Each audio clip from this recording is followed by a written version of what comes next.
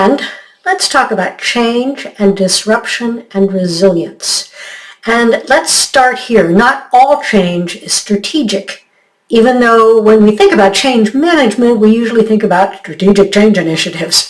But there's so much more to change than just the strategic. There are changes when people join an organization, and when they leave, there are changes when people are promoted, and if they're demoted or they take a lateral move. There are changes in leadership and changes in direction that aren't always flagged as strategic change. There are changes in the technical tools employees are expected to use, and that's just some of the changes that happen within an organization. As we have all become extremely aware over the past 3 or 4 years, many changes come from outside the organization and, nonetheless, have a tremendous impact on how business is conducted, by whom, and where. Now, a lot of people will tell you that in order to deal with change, in order to weather change, we need to be resilient. So, is resilience the answer? Let's take a look at this. So, to start with, resilience is a bit of a buzzword, which means, like most buzzwords, its meaning has gotten kind of watered down and it's lost some relevance.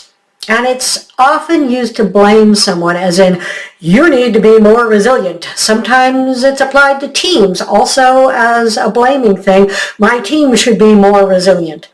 Usually, this means that the individual or the team isn't bouncing back from or fully engaged with, you guessed it, a change initiative. And resilience tends to be thought of as an individual quality rather than as a systemic or cultural skill. Maybe it's an individual personality trait or an innate talent, or maybe it's a skill someone can learn, but it's all on an individual basis. But what if it's more than that? What if resilience to change was a cultural skill within the organization? What if resilience was about how teams understood the challenges of change, whether externally imposed or internally chosen, and how to navigate those challenges? What if resilience was a powerful, important skill that everyone in the company, or at the very least all the managers and leaders, learned and practiced and modeled? Here's the thing, I think we need to redefine what resilience actually means, because buzzwordy words like resilience tend to be misunderstood, misapplied, and in the case of resilience, what I see is a lot of victim blaming, or at least a potential for victim blaming.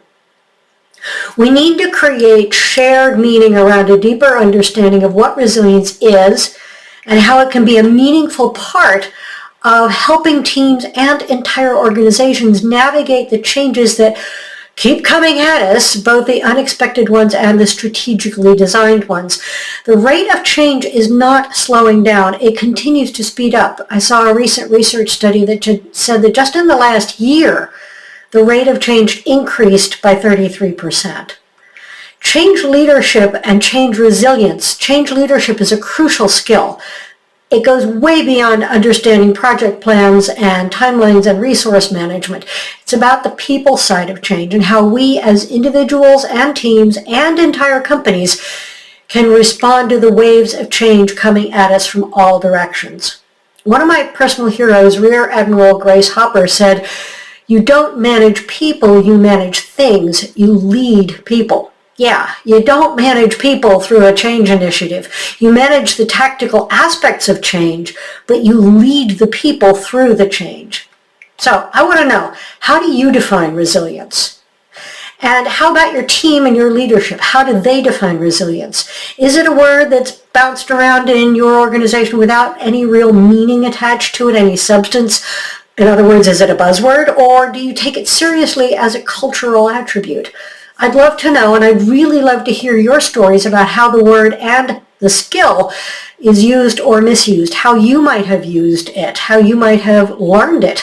Leave me a comment down below, and of course, always ask your questions. I love coming back to answer your questions.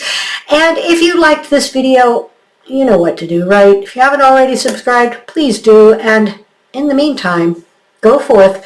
Think about how your whole team or your whole organization can embrace a culture of resilience, because it is so much more than just an individual effort. Take care.